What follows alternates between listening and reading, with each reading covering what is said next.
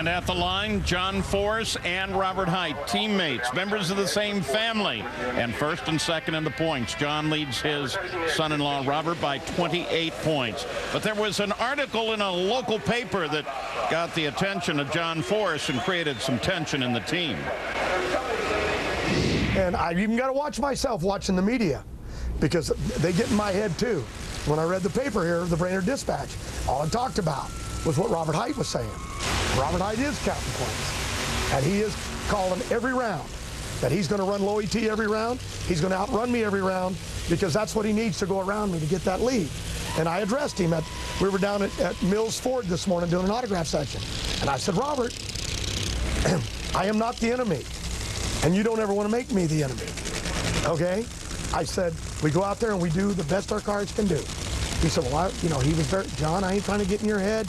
I'm trying to be positive. I want to be motivated about myself. And I said, okay, God bless you, as long as that's how you're thinking. Okay? So he, not that it upset me, but it did, I was curious about what was said. If you read my article today, it doesn't talk about points. It talks about God bless Robert, God bless me, and I'm going to try. And his seemed to go the other direction. And that's my teammate. And you cannot have that in a team. And he said, nope, we're good. And I believe Robert. He says, we're good, we're good.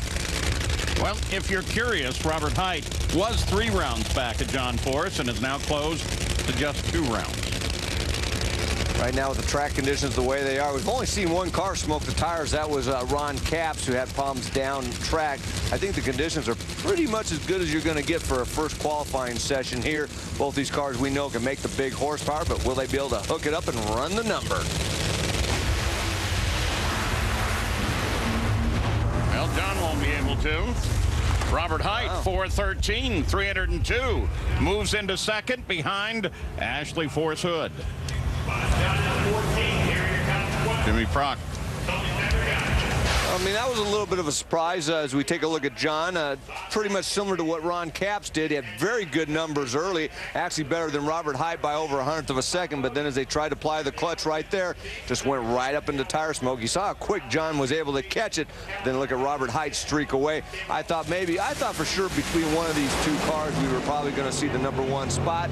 But Ashley Force ends up with that great 4:10 elapsed time. It's Robert Hight right behind with a 4:13. I thought we were going to see them 1, 2, 3 John Force racing cars.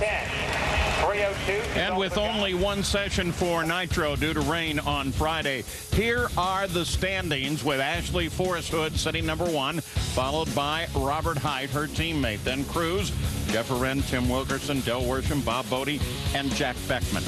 So Jeff Wren just missed out on the qualifying bonus points.